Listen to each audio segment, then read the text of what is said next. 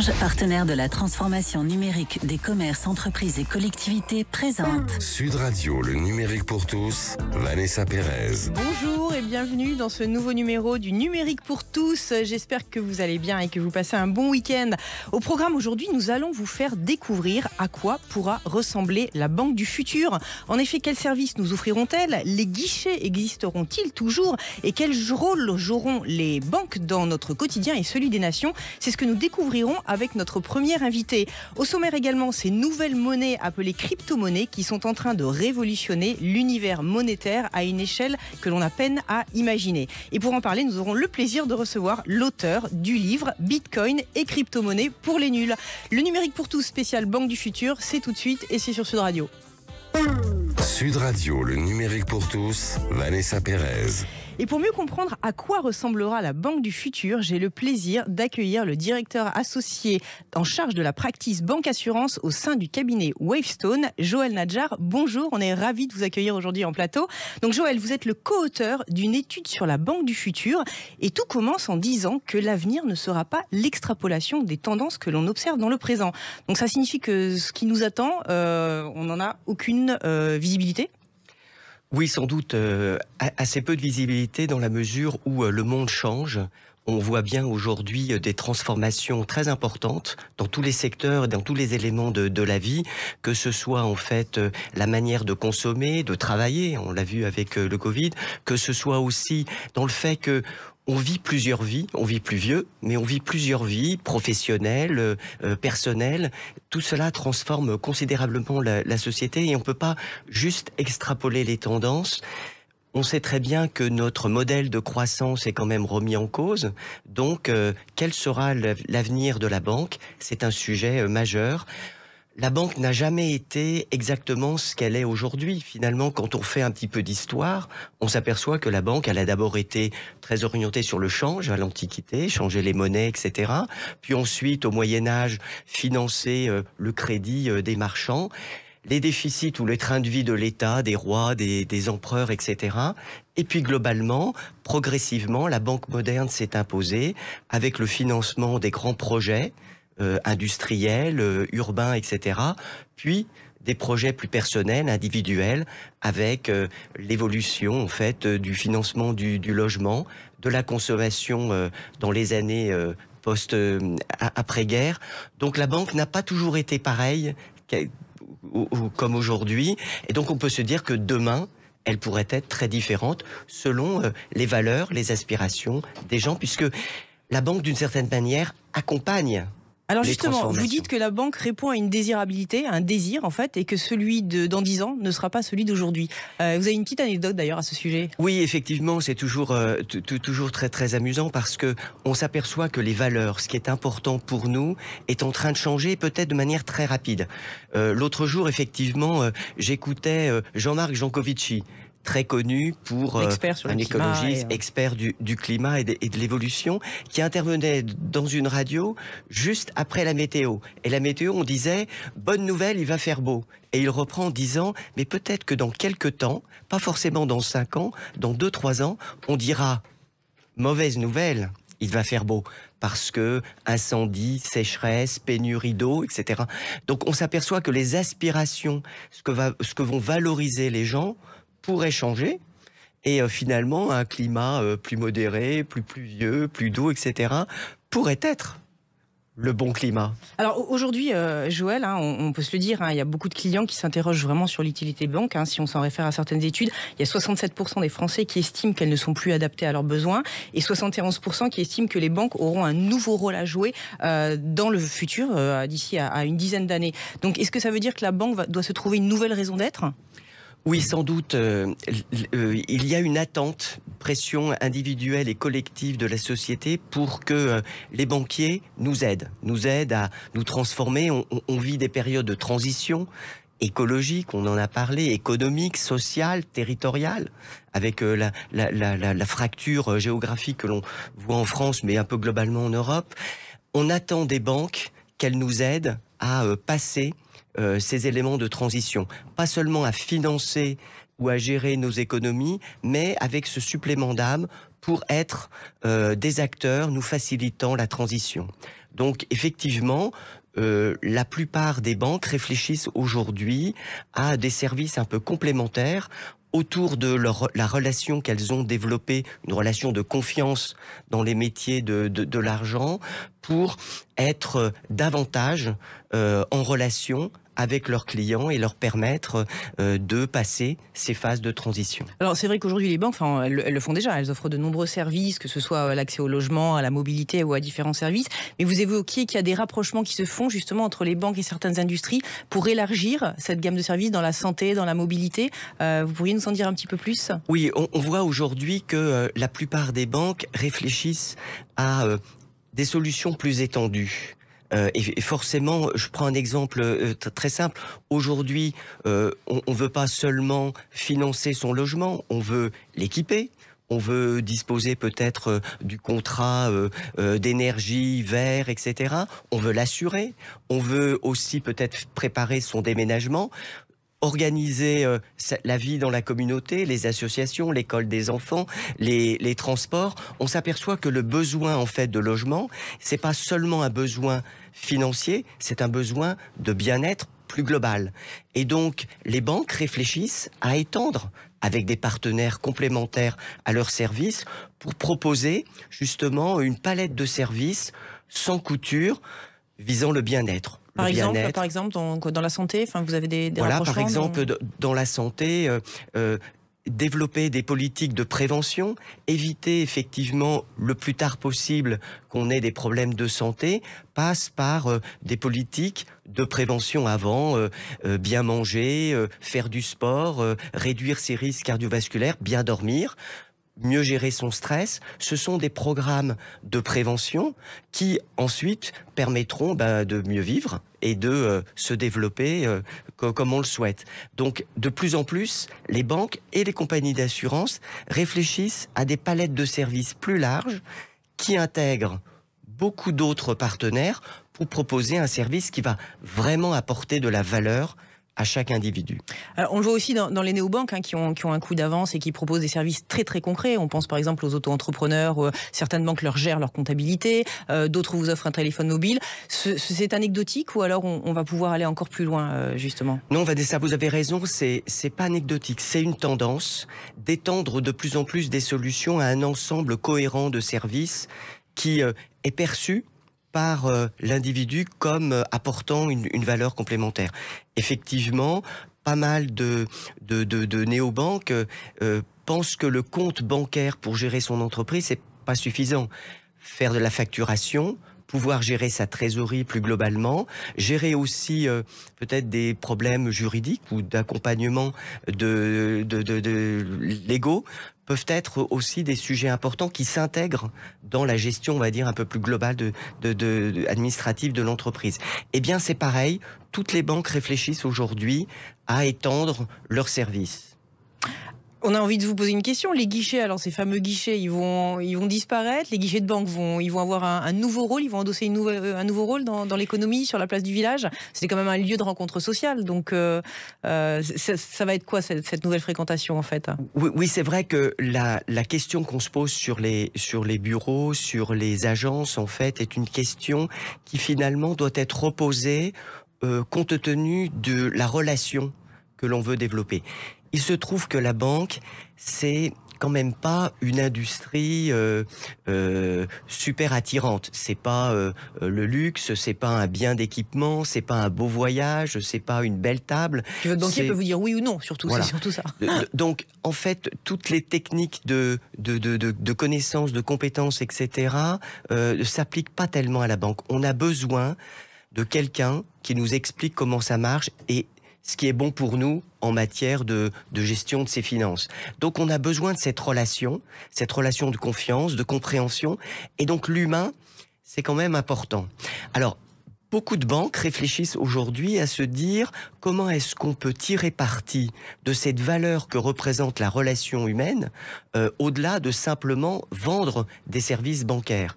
Et il y a quelques réflexions qui se développent aujourd'hui de quelques grandes banques, notamment en France, qui se disent qu'elles ont peut-être un rôle à jouer dans des territoires, dans des zones rurales où finalement la relation commerciale a disparu, ou peut-être que le café, le bureau de tabac est un lieu finalement social de rencontre des différentes personnes. Et certaines banques réfléchissent aujourd'hui à comment animer ces cafés, ces bureaux de tabac avec des chargés de clientèle qui viendront temporairement à des moments particuliers pour entretenir cette vie sociale entre le fleuriste par exemple et le responsable de l'association de boules. Je donne des exemples comme ça. Ça pourrait être concrets. Un carrefour commercial, on va dire, qui facilite les circuits courts, qui met en relation une sorte de place de marché physique.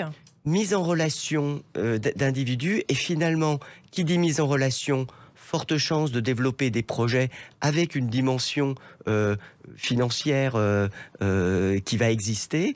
Et donc, c'est comme ça que les banques peuvent trouver une raison d'être différente dans l'animation des petites villes ou des villages. Une question sur la data, Joël. Les banques nous connaissent quand même très très bien. Elles connaissent toutes nos transactions, nos modes de vie. Elles peuvent en extrapoler beaucoup de choses sur notre profil. Jusqu'où on va pouvoir personnaliser justement le service par rapport aux données que l'on confie aux banques?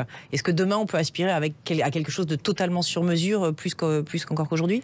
Alors c'est vrai, Vanessa, vous avez raison. Notre banquier connaît quasiment tout sur nous. Il peut extrapoler au travers des écritures sur notre relevé de banque, notre vie. Je dirais que la position des banques aujourd'hui, elle est beaucoup plus dans la protection. Après tout, les banques, pendant longtemps, ont développé des coffres-forts où on pouvait mettre ces valeurs importantes. Je crois qu'elles considère aussi les données aujourd'hui comme une espèce de valeur à protéger. Donc la plupart des banques, en fait, se positionnent pour protéger les données, être ce qu'on appelle un tiers de confiance, c'est-à-dire quelqu'un de valorisé avec un statut particulier qui garantit que les données sont protégées. Mais peut-être avec une réflexion qui commence à émerger de manière assez forte pour les banques, de se dire, c'est pas parce qu'on protège les données que les données ne sont pas accessibles. Au contraire, on peut très bien disposer finalement au travers de la connaissance complète des personnes d'un double digital d'une certaine manière, une connaissance complète de ce qu'on fait sur le net et globalement les réseaux sociaux, mais ça permet aussi de peut-être d'inverser la tendance plutôt que de transmettre nos données à des opérateurs qui les exploiteront en gardant peut-être une partie.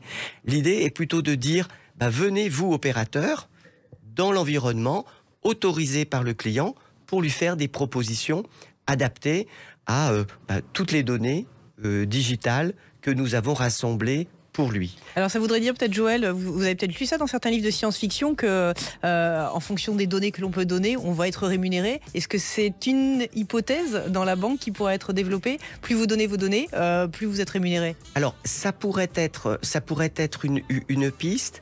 Néanmoins, je pense qu'il faut que le droit évolue. Aujourd'hui, vendre ces données, ça reste quelque chose d'individuel et pas du tout encadré par le droit. Peut-être que demain, si on valorise les données, eh bien, s'il y a une valeur marchande, on pourra peut-être mettre en place des mécanismes financiers permettant de financer tout ou partie des investissements en données faits par le client. Merci beaucoup, Joël, de nous avoir permis de mieux comprendre la relation et les enjeux du secteur bancaire. Restez avec nous dans un instant, nous allons parler des crypto-monnaies, ces fameuses monnaies digitales qui affolent Internet. Le numérique pour tous spécial Avenir de la banque, ça continue dans quelques instants et c'est sur Sud Radio. Orange, partenaire de la transformation numérique des commerces, entreprises et collectivités, présente Sud Radio, le numérique pour tous, Vanessa Pérez. Et tout de suite, on a le plaisir d'accueillir l'auteur de nombreuses biographies, notamment celle de Bill Gates, de Steve Jobs et plus récemment celle de Mark Zuckerberg. Mais s'il est avec nous aujourd'hui, c'est pour nous parler de son livre Bitcoin et crypto-monnaie pour les nuls, paru aux éditions First. Daniel Ishbia, bonjour. Bonjour alors Daniel, on va parler crypto, mais là on va considérer qu'on part vraiment de zéro. Et je vais vous demander ce qu'est une crypto-monnaie et sa différence avec les monnaies que l'on utilise. Je m'en excuse, on part de zéro, mais votre bouquin s'appelle Crypto pour les nuls, donc on assume. Alors, l'argent est basé sur la confiance. Traditionnellement, le tiers de confiance a été une banque, par exemple la Banque Centrale Européenne, qui produit les euros. Là, on a un système complètement différent car la confiance est donnée par un réseau d'utilisateurs. C'est un réseau d'ordinateurs qui enregistre chaque transaction, par exemple sur le Bitcoin. je vous envoie 100 €, vous m'envoyez 50 €, ça va être stocké dans un registre qui s'appelle la blockchain, et il y en aura une copie dans tous les ordinateurs au monde qui gèrent le Bitcoin. Ce qui veut dire que le tiers de confiance, il est là parce que on ne peut pas falsifier ce registre. Si je falsifie un ordinateur, les milliers d'autres diront bah non, cette copie n'est pas la bonne. Donc pour arriver à falsifier une transaction en Bitcoin, il faudrait falsifier des milliers d'ordinateurs en parallèle, ce qui est pratiquement impossible, quoi. Ok, alors on a posé les bases. Alors déjà, j'aimerais comprendre qui peut se procurer cette monnaie et comment on peut se la procurer. On peut se la procurer très facilement à travers ce qu'on appelle des places de marché, comme Coinbase, Binance, Kraken. Ce sont des endroits où vous indiquez votre carte bleue et vous achetez des bitcoins ou des Ethereum, enfin des crypto-monnaies à partir de vos euros. Mais alors, c'est une monnaie officielle ou alors c'est une monnaie plutôt de gamers? Qu'est-ce qu'on peut acheter avec ça? En fait, il existe des crypto-cartes. Ce sont des cartes de crédit que vous pouvez avoir qui sont basées sur votre compte en crypto et vous pouvez les utiliser dans n'importe quel distributeur du monde ou dans n'importe quel commerçant. Mais plus globalement, en général, c'est plutôt, on pourrait dire que le Bitcoin est plutôt une monnaie de thésaurisation, c'est-à-dire qu'on met de côté en espérant les vieux jours. Mais c'est une monnaie qui est reconnue par les grandes instances type BCE ou alors FMI. Il y a énormément de résistance qui est compréhensible parce qu'en fait, c'est quand il y a un nouveau système qui arrive, le système en place est toujours un peu frileux. Mais de plus en plus, 2021 a été l'année de la reconnaissance des cryptos par de nombreuses entités officielles. Ok, alors je joue encore un peu mon rôle critique, parce que récemment Bill Gates s'est quand même montré assez peu ouvert, on va dire, aux crypto-monnaies, au Bitcoin. Il a dit je n'en possède aucune, moi j'aime investir dans les choses qui ont de la valeur. Qu'est-ce que vous aimeriez répondre justement à Bill Gates? Non mais je comprends Bill Gates, comme vous disiez, j'ai écrit sa biographie, c'est quelqu'un qui est d'une intelligence prodigieuse, c'est un des hommes les plus intelligents que j'ai jamais rencontré. Simplement, il a un cadre de référence qui est ancré dans les années 80, où il y avait les micro-ordinateurs multipliés, il mettait Windows partout. Bill Gates, malgré son intelligence surhumaine, n'a pas vu venir Google, par exemple. Enfin, je raconte dans la dernière édition du livre, on lui a proposé de contrer Google en 2001, il a dit « Oh, non, on n'en fera qu'une bouchée » et hop, il s'est fait. C'est Google qui a pris le marché du moteur de recherche. Il s'est fait dépasser par Apple parce qu'il n'a pas vu qu'il y avait un besoin dans le public d'avoir de l'esthétique dans les ordinateurs, pas seulement du fonctionnel. Donc Bill Gates, que je respecte complètement, n'est pas infaillible. Alors, il y a beaucoup de passionnés, on le sait, les émissions rencontrent un franc succès sur les crypto-monnaies, mais il y a aussi beaucoup de désillusions. Il y a beaucoup de gens qui se sont dit, tiens, je vais faire fortune dans les crypto-monnaies, qui ont même arrêté de bosser pendant le Covid, et qui ont eu quelques surprises, et on parle même d'un krach financier à la Lehman Brothers. Donc, il faut être très vigilant, ou alors c'est un marché qui est encore plus volatile. Dites-nous un petit peu ce qui se passe sur cet environnement. Les gogos qui se laissent attraper par les promesses d'argent facile, je suis désolé, mais ne le faites pas. L'argent facile n'existe pas, que ce soit dans la crypto comme dans la banque. Il faut être professionnel dans ce qu'on fait. Bien sûr qu'on peut gagner de l'argent dans la crypto, on peut en perdre. Il y a dans mon livre, j'ai des récits de fortune incroyables et puis aussi de krach incroyables. Le conseil qu'on donne dans ces nouveaux modèles, n'investissez que ce que vous êtes prêt à perdre. Je peux vous dire que moi, j'ai gagné, j'ai perdu, peu importe. Je me suis même fait avoir, parce que bon, quand on est comme moi testeur, je me suis fait souffler un portefeuille, par exemple, à un moment.